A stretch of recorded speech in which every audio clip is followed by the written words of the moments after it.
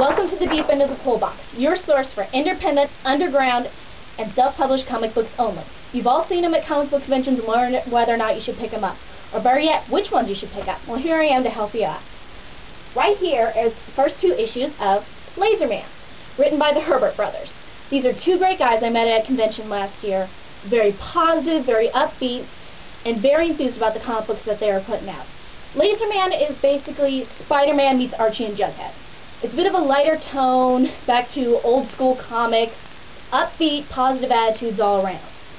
Now, I was kind of worried at first when I picked this up, and I was thinking, oh god, it's one cliche after another. I mean, you got the nerdy college student, he goes to class, he's ignored by the girl he likes because she's dating the hot jock guy.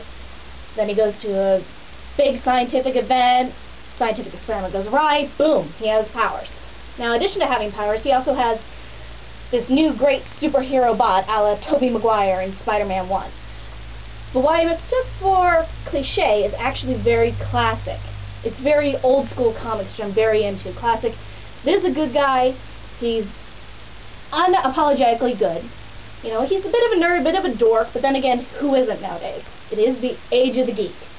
Now, it's one of those comics where in the first issue the art's kind of blocky, and the second issue it isn't very much better. But as I go on and I've looked ahead at some of the future issues, the art does get much better. This person's still learning their art style. Don't hold that against them, because that means in the future the art will only get better and better and better as it goes along. Alright, check out more at laserman.com. There's definitely a good comic if you want to pick up if you're into that enthused, positive feel of comics. Because one of the things I've noticed about comics is they're getting kind of dark and edgy just for the sake of being dark and edgy. Very boring, and that's now becoming cliche. Alright, next up, Phoenix. I love this comic. I love the people who put it out. Comfort Love and Adam Withers. They're a husband-wife team who had these absolutely amazing prints at their stall in Artist Alley. I had to go buy. And when I saw they had comic books, I had to pick it up and try it. So I got the first trade, which contains the first 3 issues, and each issue is about 32 pages long, which is very good. I went over to my table, sat down, read it, and instantly went back and bought the second trade. This was how good it was. Alright? I usually don't like to buy, you know, a bunch of comics like back to back like that, but I couldn't resist with these people because who knows when I'd see them again at another convention. Fortunately, though, because I go to so many, I do see them often enough, at least twice a year. Now, the cool thing about this is that it's your typical, at first you might think typical, group of teen superheroes going out, saving the day, yada yada yada. But in the first 3 issues of this first trade, it gives you the character depth that normally would take 20 issues and a massive crisis to solve. I fell in love with each one of the characters. It follows a story of Hope. Cliche name, I know. Hold on, don't hold that against him. Hope is basically a telepathic telekinetic that's been in a coma for the past 3 years, ever since her parents died, who are also telepathic telekinetics. When she wakes up, she looks around at the superhero teams around her and she says, wow, they're kind of lame. They're just cliche corporation ones, or they're just puppets for the government.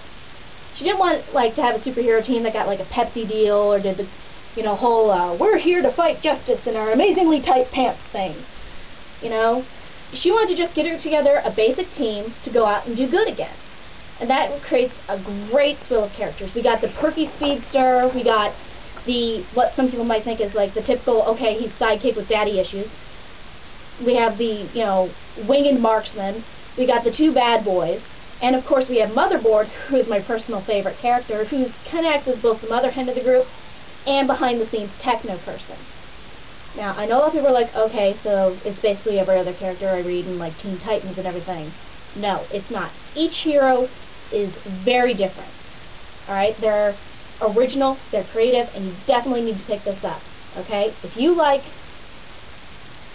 superhero teams that actually act like people. I have no other way to describe it. They act like people you would see sitting around. They don't have these amazingly in-depth philosophical conversations that no other team would have. And they also don't have the typical, yo, I'm badass because I shoot laser beams out my ass type thing, which thankfully DC is steering clear of lately.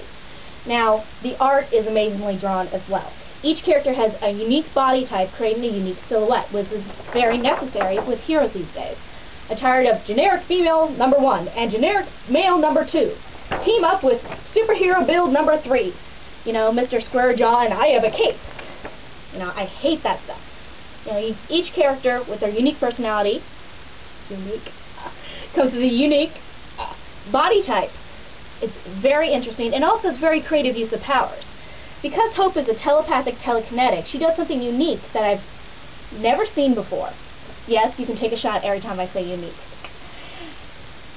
Whenever she's having a fight scene where she's escaping this giant helicarrier, she's telekinetically intensifying the muscles in her legs, causing her to leap, move, and bend her body in ways that she can actually defend herself instead of just going, I'm going to press you against a wall, I'm going to suspend you in the air. It gets tiring and boring, and it also is kind of bad art. But not in this book. In this book, it shows well-drawn fight scenes, amazing backgrounds. You know, no floating in the middle of generic scene number 3 here. It's a very good comic. Check it out at theuniques.com, where also if you don't want to go out and buy the comic, you could always just watch or read the digital online. So that's for you techno guys. Alright, the final issue I'm going to be talking about today is Razor Kid from Ronin Studios. When I walked up to the table at Ronin Studios, the guys definitely suggested this one. It was one of the first ones he suggested, and I'm very glad he did. This is one issue where I cannot wait to get my hands on the next.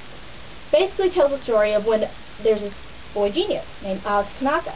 When he was 13 years old, he went to work for Regal Techs. While he was working there, he saw an unfortunate experiment which he should not have seen, and had both of his arms torn off. Yeah. When he was 13. This would have spent any other 13-year-old hiding underneath his bed for the next 20 years. But not him. He built himself a pair of mechanical arms, goes forth, and it is on this personal vendetta to figure out what's going on behind this technologies group and bring it into the light. Now, he's a boy genius, so he's got a bit of an ego on him. And apparently his mother's also a bit of a genius too. So that's kind of nice. She keeps him in check. Little henpecking. Now, unlike the dark overtones, from what it sounds like, it's actually a very well, bright colored and upbeat feel of a comic. I mean, Jeffrey Cruz's art is amazing in this. It's a little bit what some people might call manga or Japanese influence, but that gives it a very cinematic kung fu feel to it. And it opens up this amazing fight scene between the two. And basically that's what makes me fall in love with the books, is that if they can actually get that very sequential art feel. Now, one of the things that a lot of people overlook in comics nowadays is that they think, oh, well, you just told me the whole thing. Well, this is only issue 1. Alright? I can't wait to get a hold of issue 2. Now, I promise you that in the future I'm going to have more comics that are going to come to you. Alright? Tune in next time.